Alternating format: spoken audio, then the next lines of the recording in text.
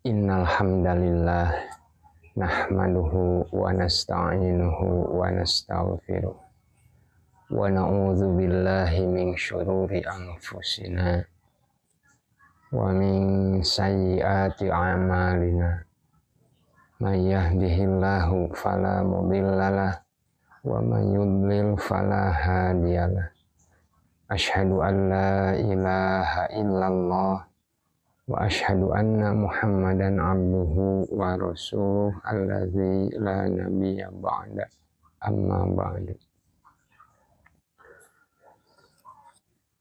Puja dan puji hanyalah milik Allah. Oleh karena itu, mari kita sama-sama muji syukur hanyalah kepada Allah atas karunia yang sangat luas.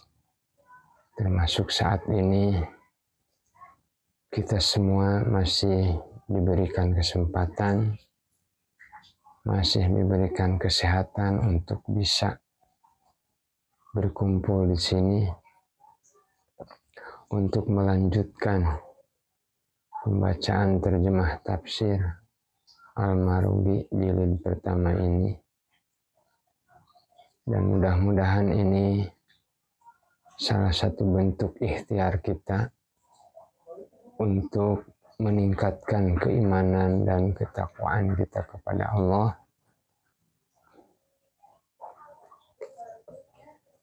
yang mana Allah telah menyediakan surga kepada orang-orang yang bertakwa.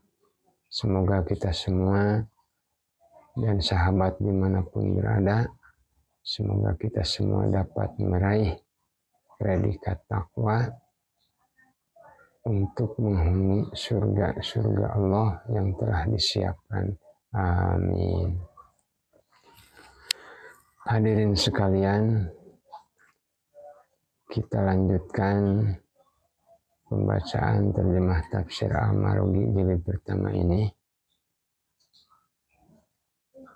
Kemarin sudah sampai halaman 66. Sekarang kita lanjutkan ke halaman 67.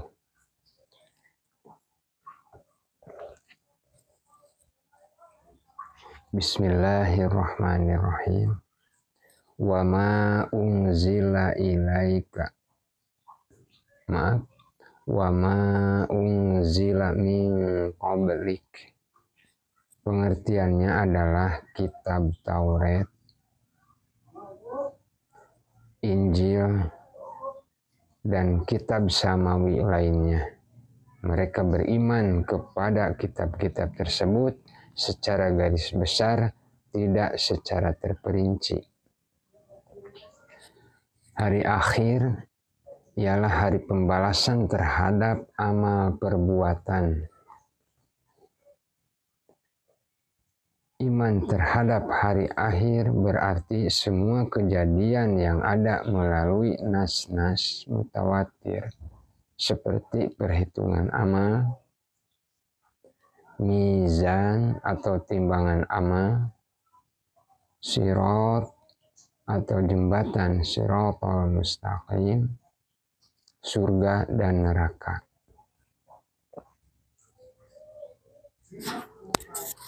Al-yakin ialah membenarkan secara pasti tanpa keraguan di dalamnya.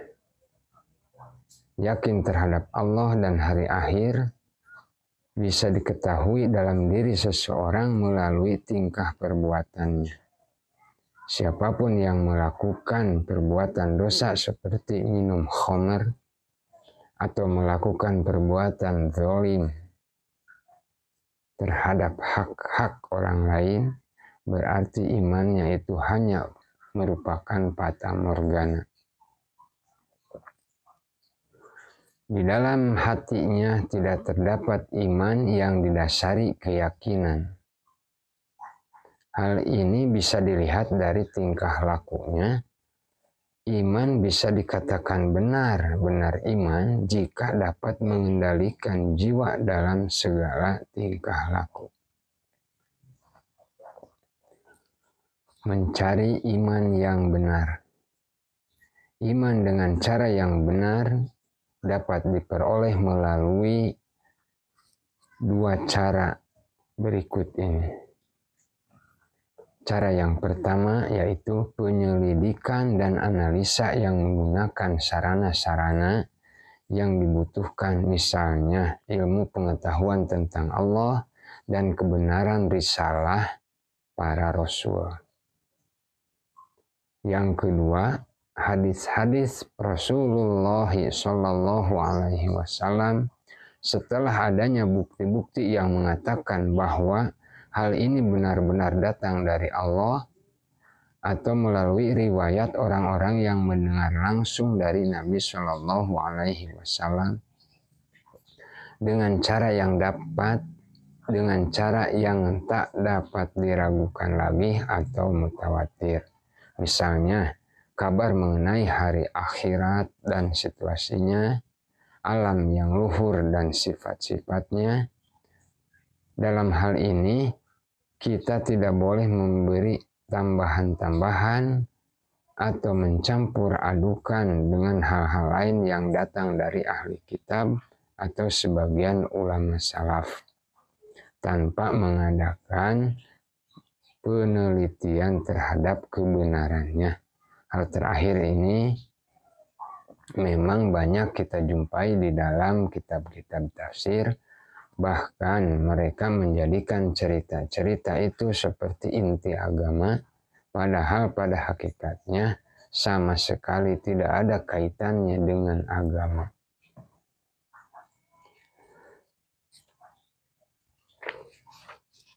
Sekarang ayat kelima.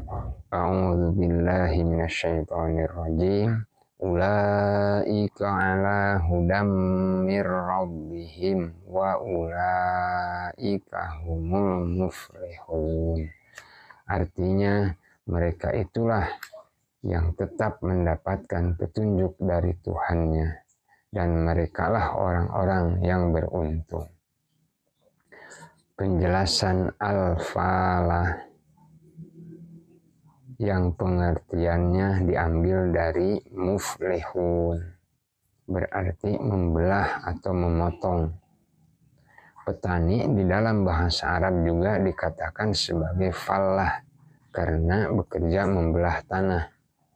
Sedang para muflih berarti orang yang berhasil mencapai tujuan mereka setelah melalui upaya dan mencurahkan kemampuan di dalam mencapainya.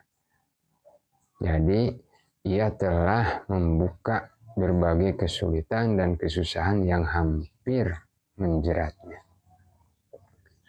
Sedang yang diisyaratkan melalui kata ulaika pada ayat tersebut tertuju kepada dua golongan. Satu, kelompok mukmin yang bukan berasal dari ahli kitab. Dua, kelompok mukmin yang berasal dari ahli kitab. Isyarat pada ayat tersebut diulang sebanyak 2 kali yang menunjukkan bahwa mereka diberi predikat 2 sifat utama, yakni huda atau petunjuk dan falah atau kebahagiaan. Salah satu dari sifat-sifat tersebut cukup untuk membedakan antara mereka dengan yang lainnya.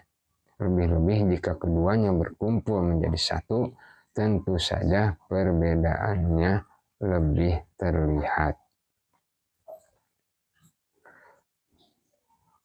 Ungkapan yang mengatakan ala hudan memberi pengertian akan tetapnya petunjuk yang melekat di hati mereka.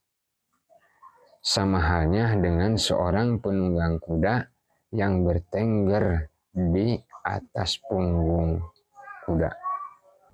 Hadirin sekalian yang saya hormati, dan juga sahabat-sahabat dimanapun berada, bacaan tafsir jilid pertama ini saya cukupkan sampai di sini. Semoga kita semua, baik yang ada di sini, di media ataupun dimanapun berada, Semoga Allah Subhanahu wa Ta'ala tetap melindungi kita, memberikan kelancaran, kemudahan kepada kita semua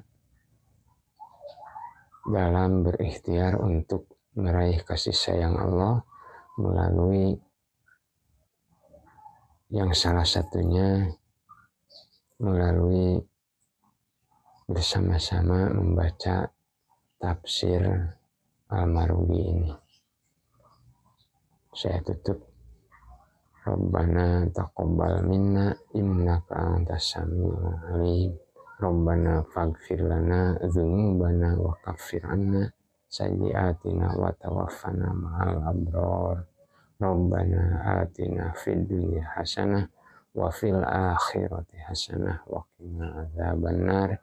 Wassalamualaikum warahmatullahi wabarakatuh.